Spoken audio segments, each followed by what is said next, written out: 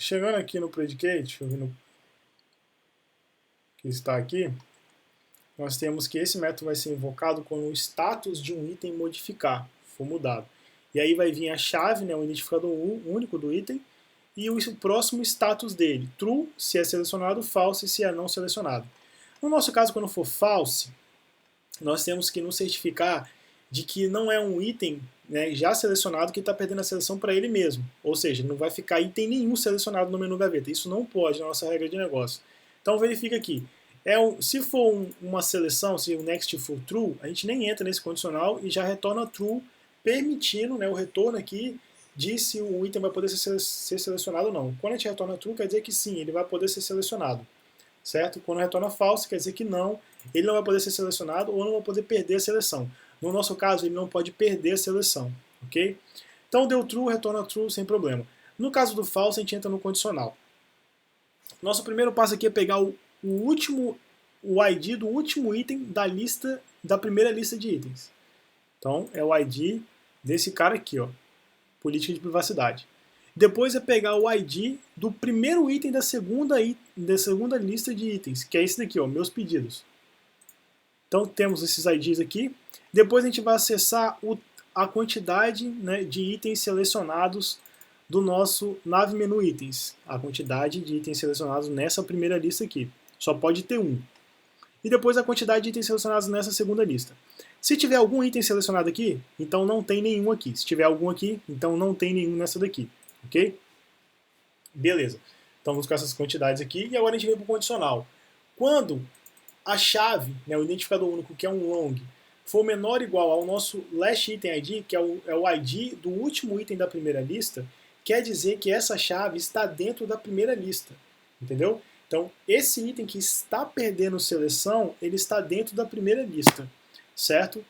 E aí a gente verifica se tem algum item selecionado na segunda lista.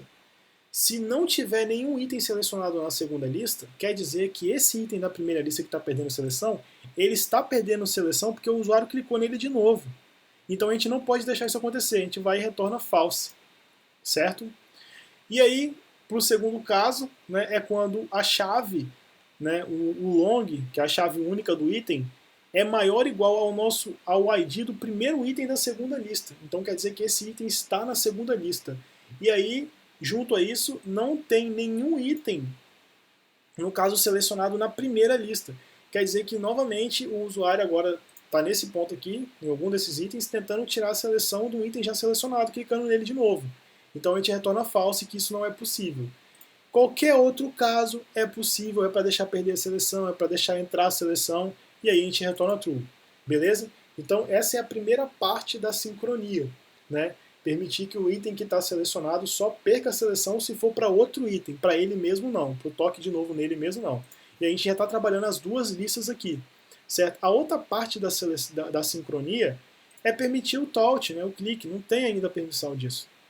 Né? No caso, a permissão assim, da gente poder permitir o clique, a seleção, e tirar a seleção do outro item. Aqui a gente só está verificando se o item vai poder perder a seleção ou não. A gente não está removendo a seleção do outro item.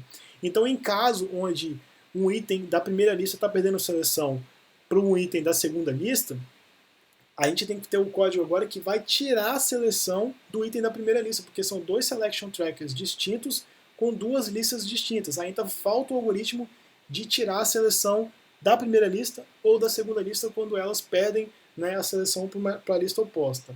Ok? Então, vamos vir aqui na main activity e para isso a gente vai utilizar um observe, porque a gente não consegue utilizar aquele listener lá de navigation junto com o selection tracker e junto com o recycle view. A gente vai usar um listener direto no nosso selection tracker, em ambos os selection trackers, e vamos ter um algoritmo aí de limpeza de item selecionado.